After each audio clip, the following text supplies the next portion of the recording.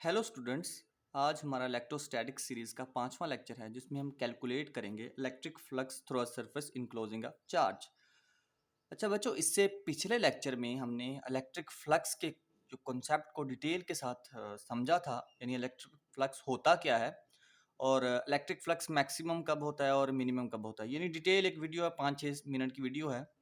तो अगर आपका जो इलेक्ट्रिक फ्लक्स का जो कॉन्सेप्ट है स्ट्रॉन्ग नहीं है या आपको उसमें कोई क्यूरी है, तो आपसे ये रिक्वेस्ट है कि आप पहले वो वीडियो जाके देखें।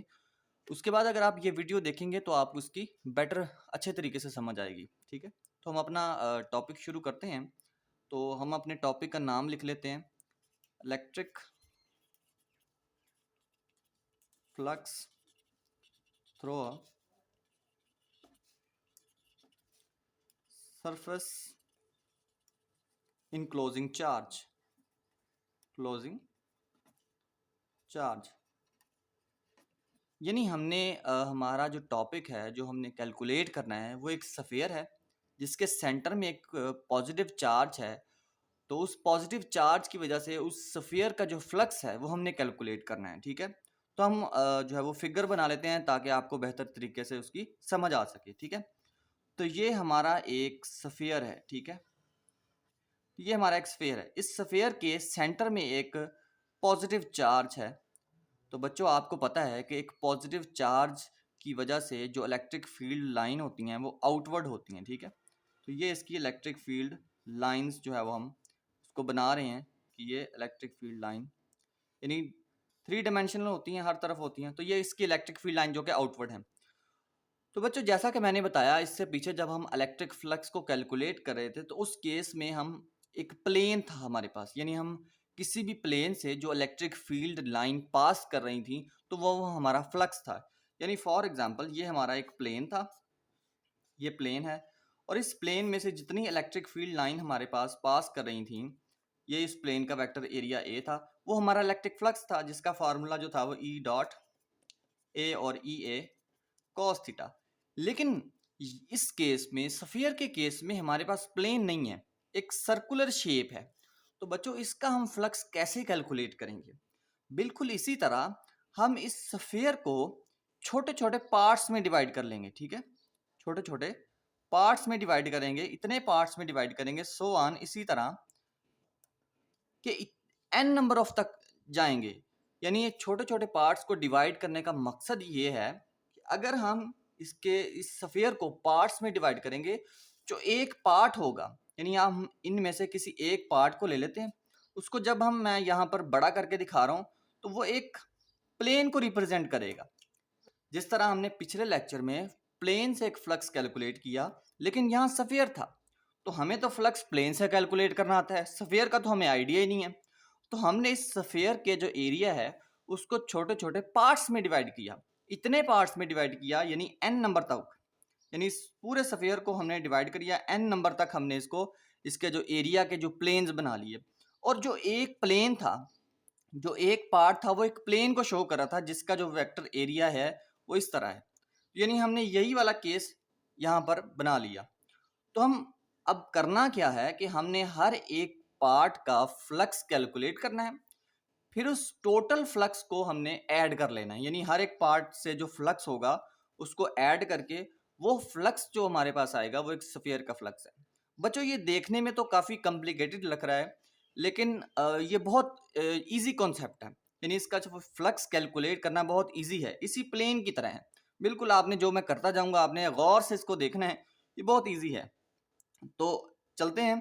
तो ये हमने पार्ट्स में डिवाइड कर लिए। फॉर एग्जांपल ये हमारा जो है वो फर्स्ट पार्ट है, ये सेकंड है, थर्ड है, इसी तरह हमने एन नंबर तक इसको बना लिया। तो हम फ्लक्स को कैलकुलेट करते हैं, पहले फर्स्ट से करेंगे, फिर सेकंड पार्ट से करेंगे, फिर थर्ड पार्ट से करेंगे। यानी ये प्लेन्स हैं हमारे पास, छोटे छोटे प्लेन्स बना लिए हैं, और आखिर में हम इन सारे प्लेन्स से जो हमारा फ्लक्स होगा उसको एडअप कर लेंगे। ठीक है, तो हम पहले जो हमारा प्लेन है, फर्स्ट प्लेन है, उससे फ्लक्स को कैलकुलेट करेंगे। तो कैसे कैलकुलेट करेंगे? Flux 1 is equal to E dot A. ठीक है, यानी जिस तरह हमारे पास पिछले लेक्चर में हमने फ्लक्स का जो फार्मूला है वो कैलकुलेट किया था, ई डॉट ए, तो हम इसको लिख सकते हैं, यानी एरिया जो है वो यहाँ पर परपेंडिकुलर है। ठीक है, याद रखें बच्चों, जब भी हम फ्लक्स कैलकुलेट करते हैं, जब एरिया का जो प्लेन है वो इलेक्ट्रिक फील्ड लाइन के परपेंडिकुलर होना चाहिए। यानी अगर हमारे पास फॉर एग्जांपल ये हमारे पास प्लेन है, ठीक है, ये हमारे पास एक एरिया का प्लेन है और ये इलेक्ट्रिक फील्ड लाइंस हैं, ये इलेक्ट्रिक फील्ड लाइन, ये ऐसे होना चाहिए, यानी परपेंडिकुलर होगा तो हमारे पास फ्लक्स आएगा। अगर ये प्लेन इस पैरेलल होगा इलेक्ट्रिक फील्ड लाइन के, यानी इसी डायरेक्शन में प्लेन है और इसी डायरेक्शन में इलेक्ट्रिक फील्ड लाइन है, तो फिर हमारे पास उस केस में फ्लक्स जीरो होगा, ठीक है। तो इस केस में हमारी जो इलेक्ट्रिक फील्ड लाइन है वो इस तरफ है और जो प्लेन है हमारा उसका जो है वो प्लेन जो है वो परपेंडिकुलर है और जो वेक्टर एरिया है वो इस इलेक्ट्रिक फील्ड लाइंस के पैरेलल है। तो इस केस में हमारे पास फ्लक्स जो है वो मैक्सिमम आएगा, ठीक है। तो ई ए हम इसको लिख सकते हैं ई ए कॉस थीटा, यानी इसको मैग्नीट्यूड की फॉर्म में हम लिख सकते हैं। इसी तरह बच्चों जब हम सेकंड प्लेन से फ्लक्स को कैलकुलेट करेंगे तो वो हमारे पास आएगा फ्लक्स टू जो है वो ई डॉट ए परपेंडिकुलर, तो यहाँ पर हमने फर्स्ट एरिया था तो यहाँ सेकंड एरिया टू लिख देंगे, ई ए टू कॉस थीटा, यहाँ पर एरिया वन आएगा, एरिया टू, क्योंकि हमारा एरिया चेंज हो रहा है ना, इलेक्ट्रिक फील्ड लाइन तो सेम है। इसी तरह बच्चों हम एन नंबर तक जाएंगे, यानी एन नंबर का जो फ्लक्स कैलकुलेट करेंगे, E dot n into perpendicular is equal to E A area n cos theta, यानी हमने 1 2 3 4 5 सो ऑन जितने भी हमारे पास प्लेन बन रहे हैं इस सफियर के, उन तमाम का फ्लक्स कैलकुलेट करेंगे। कहां तक करना है फ्लक्स कैलकुलेट? एन नंबर तक, यानी एन नंबर ऑफ प्लेन्स है ना, हर एक प्लेन से करेंगे, तो हम बारी बारी सबका तो कर नहीं सकते, तो हम पहले दो का करके एन नंबर तक इसको कर देंगे। तो ये हमारे पास पूरे जो सफियर का हमने फ्लक्स कैलकुलेट कर लिया।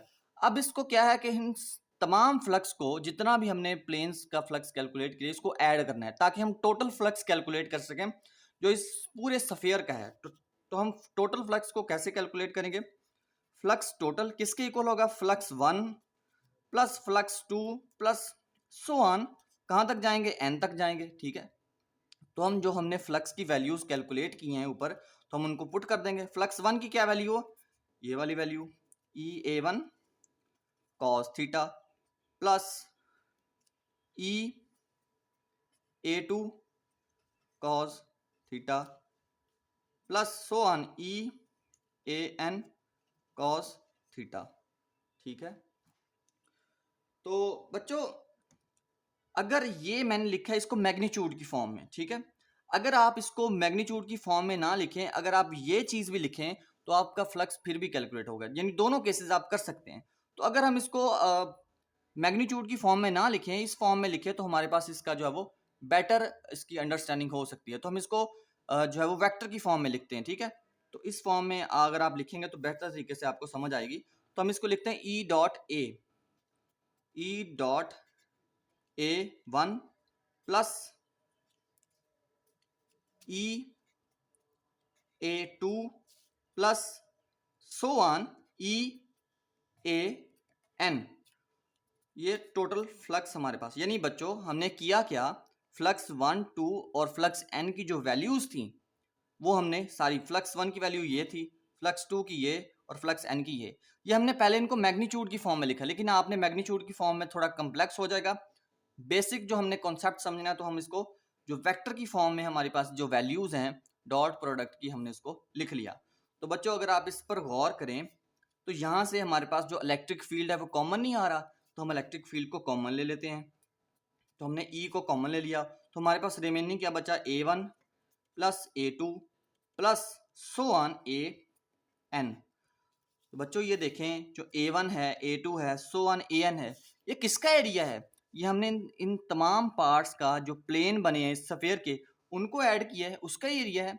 तो हम इसको कह सकते हैं इन सबको ऐड करके हमारे पास जो एरिया आता है वो सफेयर का एरिया होगा। यानी हमने इन तमाम प्लेन्स को ऐड करके ही हमने ये एरिया बनाया ना एन नंबर तक। तो ये क्या चीज़ है? एक सफेयर है। तो सफेयर का बच्चों एरिया क्या होता है? सफेयर का एरिया आपको पता है, सफेयर के एरिया होता है 4 पाई आर स्क्वायर। ये हमारे पास जो सफेयर का जो है वो एरिया है। तो बच्चों यहाँ तक हमने कैलकुलेट कर लिया फ्लक्स को, आगे इसकी जब वैल्यूज ही पुट करनी है, आगे कोई रॉकेट साइंस नहीं है, ठीक है। तो आपको पता है जो इलेक्ट्रिक फील्ड है, एक पॉइंट चार्ज की वजह से जो इलेक्ट्रिक फील्ड है उसका फॉर्मूला क्या होता है? बच्चों ये भी हमने जो इलेक्ट्रिक फील्ड का कॉन्सेप्ट है ये डिटेल के साथ जो हमारी दूसरी वीडियो थी इलेक्ट्रोस्टैटिक सीरीज़ की, उसमें डिस्कस किया। बच्चों यहाँ आपसे मैं एक रिक्वेस्ट करूँगा, वो ये है कि जो इलेक्ट्रोस्टैटिक है ना, इलेक्ट्रोस्टैटिक सीरीज़ है, इसका हर लेक्चर जो है वो पिछले लेक्चर के साथ लिंक करता है, ठीक है।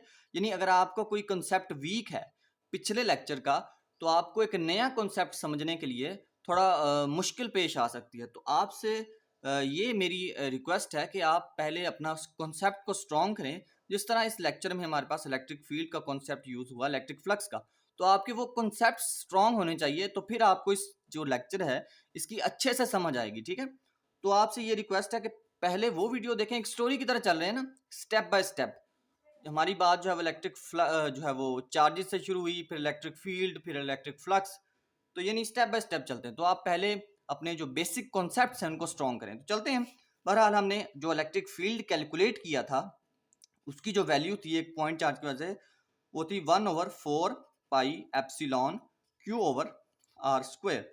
ये हमने इलेक्ट्रिक फील्ड की जो वैल्यू है वो उसको कैलकुलेट किया। तो हम यही वैल्यू इधर पुट कर देते हैं, 1/4 pi epsilon q over r square, और 4 पाई आर स्क्वायर साथ वैसे ही लिख देते हैं, 4 पाई आर स्क्वायर। ये हमने इलेक्ट्रिक फील्ड की वैल्यू पुट की, ये वाली, ठीक है। और 4 पाई आर स्क्वायर को वैसे ही।